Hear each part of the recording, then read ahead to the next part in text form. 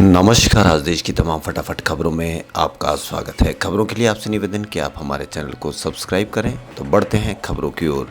मशहूर लेखक सलमान रुश्दी पर अमेरिका के न्यूयॉर्क में शुक्रवार को एक कार्यक्रम के दौरान बदमाश ने हमला कर दिया। आरोपी ने लेखक की गर्दन और पेट में छुरा घोंपा, जिससे वो गंभीर रूप से घायल हो गए। फिलहाल वो अस्पताल में वेंटिलेटर पर है और उनकी एक आंख भी जा सकती है। पुलिस ने घटना में शामिल आरोपी की पहचान कर ली है। लेखक के एजेंट ने कहा कि सलमान रुश्दी के एक हाथ की नसें टूट गई है और उनके लीवर को नुकसान पहुंचा है। साथ ही उनकी एक आंख भी जा सकती है। उनके एजेंट एंड्रयू वाइली ने एक ईमेल में लिखा है कि खबर अच्छी नहीं है। सलमान की एक आंख खोने की संभावना है। उसकी बाह की नसें कट गई थी। वहीं हमले के कारण उनका लीवर भी क्षतिग्रस्त हो गया है। यॉर्क स्टेट की पुलिस ने आरोपी की पहचान हादी मटर के रूप में की है, जो न्यू जर्सी का है। अधिकारियों का कहना है कि हमले के पीछे का कारण अभी भी अस्पष्ट है।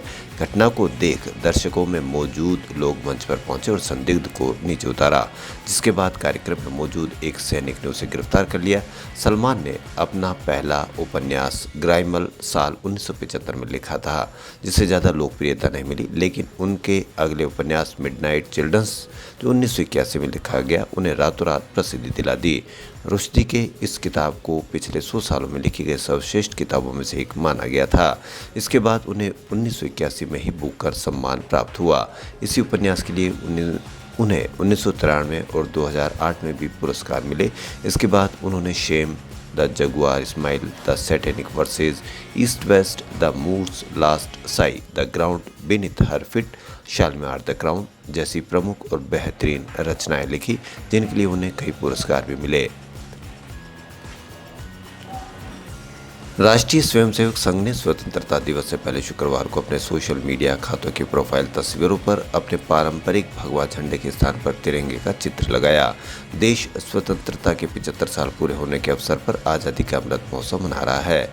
ऐसे में प्रधानमंत्री नरेंद्र मोदी ने लोगों से अपने सोशल मीडिया खातों पर अपनी प्रोफाइल तस्वीर पर तिरंगा लगाने का आग्रह किया है। ये मोदी के आह्वान पर राष्ट्रीय स्वयंसेवक संघ के सरसंघचालक मोहन भागवत ने भी अपने ट्विटर अकाउंट पर तिरंगे की फोटो लगाई है। दरअसल कांग्रेस और अन्य विपक्षी दल राष्ट्रीय ध्वज को प्रति संघ के रुख को लेकर उसकी आलोचना करते रहे हैं। कांग्रेस महासचिव जयराम रमेश ने संघ का स्पष्ट जिक्र करते हुए इस महीने की शुरुआत में सवाल किया था कि क्या नागपुर में अपने मुख्यालय पर 52 साल तक राष्ट्रीय ध्वज नहीं फहराने वाले संगठन अपने सोशल मीडिया खातों की प्रोफाइल तस्वीर पर तिरंगा लगाने के प्रधानमंत्री के आग्रह को मानेगा। आज़ादी के अमृत महोत्सव पर सभी स्मारकों में प्रवेश निःशुल्क होने पर ताजमहल में पर्यटकों की भारी भीड़ को देखते हुए उनके मुख्य मकबरे पर जाने के लिए शुल्क लगाने का फैसला किया है। इस आशय का निर्देश शुक्रवार को भारतीय पुरातत्व सर्वेक्षण के निदेशक द्वितीय डॉक्टर एन के पाठक ने जारी किया है। निर्देशानुसार यह आदेश 13 अगस्त से 15 अगस्त तक प्रभावी रहेगा। इसके तहत पर्यटन ताजमहल में निःशुल्क प्रवेश ले सकेंगे, लेकिन मुख्य गुंबद पर नहीं। इसके लिए उन्हें टिकट खरीदनी होगी। अधिकारियों के अनुसार ऐसे में आगरा में हर दिन औसतन 50,000 पर्यटक ताज का दीदार करने के लिए पहुंच रहे हैं तथा गुरुवार को ये संख्या 70,000 तक पहुंच गई थी। उनके अनुसार पर्यटकों के इतने रिकॉर्ड संख्या में आने के कारण भीड़ को नियंत्रित करने में काफ़ी परेशानी हो रही है।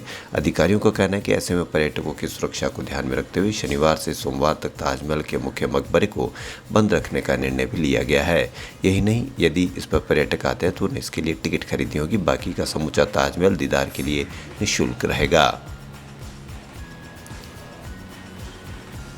भारत की आज़ादी के 75 साल पूरे होने के खास मौके पर देश भर में आज़ादी का अमृत महोत्सव मनाया जा रहा है। वहीं राजस्थान सरकार ने इस खास मौके को यादगार बनाने के लिए 13 से 15 अगस्त तक राजस्थान के सभी स्मारक संग्रहालयों को आम आदमी के लिए फ्री कर दिया है। ऐसे में आज से 15 अगस्त तक आप अपने परिवार के साथ राजस्थान की खूबसूरती को फ्री में निहार सकेंगे। भारतीय पुरातत्व संरक्षण की ओर से भी 15 अगस्त तक सभी स्मारकों और संग्रहालयों में जाने के लिए एंट्री फ्री कर दी है। वहीं अब राजस्थान सरकार ने भी इसे प्रदेश के स्मारक और संग्रहालयों पर लागू किया है। राजस्थान सरकार के इस आदेश को लागू होने के बाद सैलानी जयपुर के अल्बर्ट हॉल, नाहरगढ़ जंतर मंतर, पुरातत्व संग्रहालय, जयपुर आम्रपाली म्यूजियम, जयपुर बागोर की हवेली और भी कई जगह फ्री में निहार सकते हैं।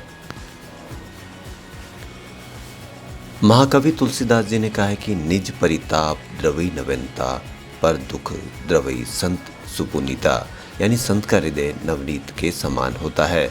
जिस तरह ताप पाकर मक्खन पिघलता है, वैसे ही दूसरों का दुख देखकर संत का पवित्र मन पिघल जाता है।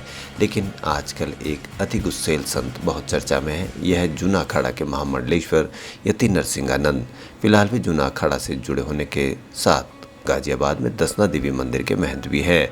केस लड़ने के लिए बड़े वकीलों की भारी भरकम टीम भी जुटा रखी है।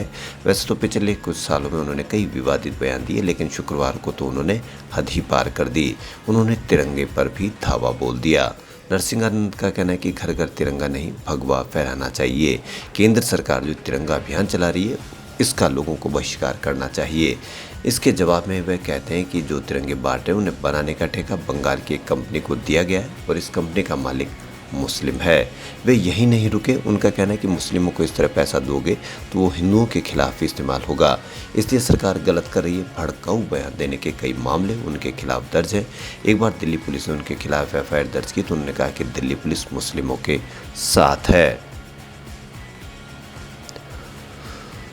जॉनसन एंड जॉनसन 2023 तक पूरी दुनिया में अपने बेबी टेल्कम पाउडर को बेचना बंद कर देगी। J&J का टेल्कम पाउडर अमेरिका और कनाडा में 2020 में ही बंद हो चुका है। अब कंपनी टेल्क बेस्ड पाउडर की जगह कॉर्न स्टार्च बेस्ड पाउडर बेचेगी। दरअसल दुनिया में दावे किए जाते रहे कि इस बेबी पाउडर के इस्तेमाल से कैंसर होने का खतरा रहता है। कैंसर की आशंका वाली रिपोर्ट सामने आने के बाद प्रोडक्ट की बिक्री में भी भारी गिरावट दर्ज की गई है। हालांकि कंपनी ने हमेशा इस पाउडर को सेफ बताया। खबरों में फिलहाल इतना ही। यदि आपको हमारा चैनल पसंद आए तो लाइक, सब्सक्राइब और शेयर अवश्य करें।